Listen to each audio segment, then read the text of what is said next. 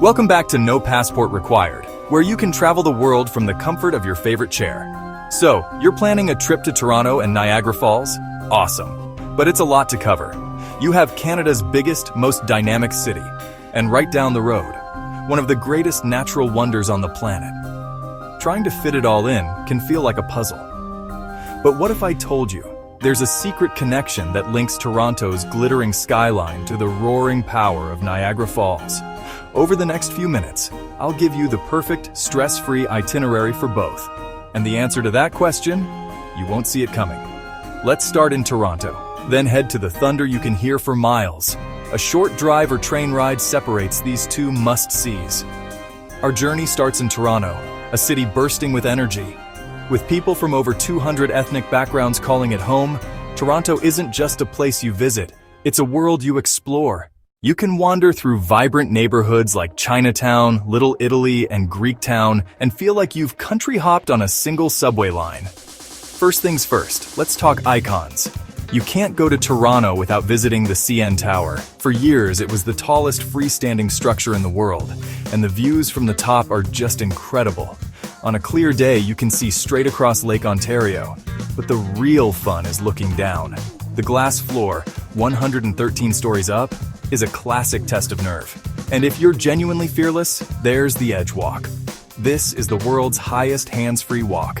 You spend a full 30 minutes outside, 116 floors above the city, harnessed to a rail as you literally lean out over the skyline. Right at the foot of the tower is our next stop, Ripley's Aquarium of Canada. This is so much more than a fish tank. The real showstopper is the Dangerous Lagoon, a massive underwater tunnel with a moving sidewalk. You just stand there and glide through a world of circling sharks, graceful sea turtles, and giant, prehistoric-looking sawfish. A quick pro tip: this place gets packed. Book your timed tickets online to skip the lines. Or check their Sharks After Dark late-night hours. Once you've had your fill of heights and depths, it's time to see the city's soul at street level. Toronto's real character is in its neighborhoods, and two of the most essential are Kensington Market and the Distillery District. Kensington Market is a gritty, bohemian neighborhood buzzing with life. Eclectic vintage shops, colorful street art, and amazing food from all over the globe. Just a short streetcar ride away, the Distillery District is a complete change of pace. You'll wander cobblestone streets through beautifully restored Victorian industrial buildings. This was once the largest distillery in the British Empire, and now it's a pedestrian-only village filled with chic boutiques and art galleries. Seeing both gives you a real taste of Toronto's incredible range. For the single best view of the Toronto skyline, you have to get off the mainland. A quick trip across the harbor brings you to the Toronto Islands. The main ferry line can get ridiculously long. Insider tip: walk a little further down and grab a water taxi. It might cost a few extra bucks, but the lines are way shorter. Once you're there, you can rent a bike, chill on the beach, and get that perfect postcard shot of the CN Tower and the skyline rising over Lake Ontario. It's a peaceful green escape from the downtown hustle. Okay, let's tackle the part of the plan that trips people up, getting from Toronto to Niagara Falls. It's actually pretty simple. You've got three main options. Driving gives you the most flexibility and takes about 90 minutes if you miss the traffic. Coach buses are cheap and easy, often dropping you right at the falls. And the GO train runs year-round from Union Station to Niagara Falls. Driving gives you the most flexibility and takes about 90 minutes if you miss the traffic. If you'd rather sit back and relax, coach buses like Flixbus or Megabus are cheap and easy. And for a scenic, comfortable ride, the GO train runs year-round from Toronto's Union Station to Niagara Falls. Combo tickets make it super easy to get around when you arrive. As you get close, you'll hear it before you see it. A low, constant thunder. And then, there it is. Niagara Falls is actually 3 waterfalls, but the main event is the massive Horseshoe Falls on the Canadian side. More than 3,000 tons of water crash over the edge every single second. Let's get close and feel that power. To really feel that power, you have to get close. First option is the Niagara City Cruises boat tour. They take you right into the misty, churning chaos at the base of the Horseshoe Falls. They give you a recyclable poncho, and trust me, you are going to need it. The feeling of being surrounded by that roar and the sheer volume of water is something that will stick with you forever. Your second option is the journey behind the falls. You take an elevator down through solid rock to observation decks that are literally behind the giant curtain of water.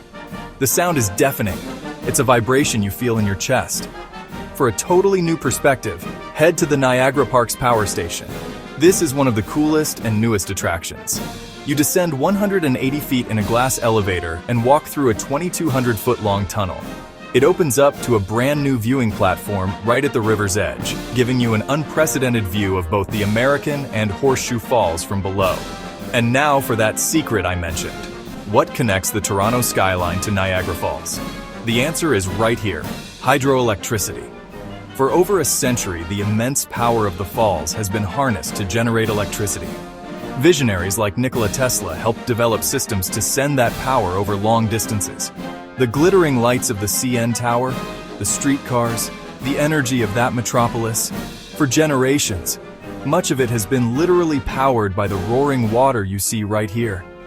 Through October of 2025, the station is hosting a special exhibit with the Nikola Tesla Museum called Tesla, a Spark of Genius.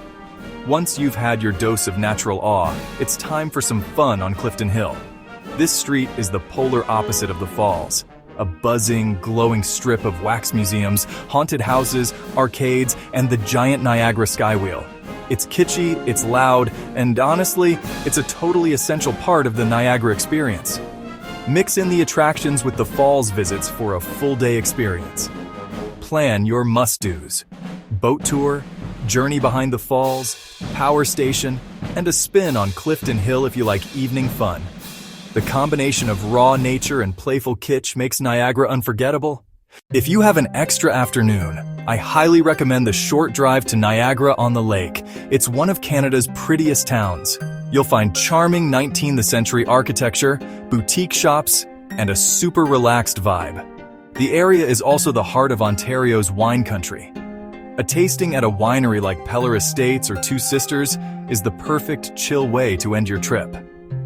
From the dizzying heights of the CN Tower to the misty base of the falls, a trip to Toronto and Niagara is an amazing study in contrasts. You get the culture, food, and energy of a world-class city, paired with a natural spectacle that will genuinely leave you breathless.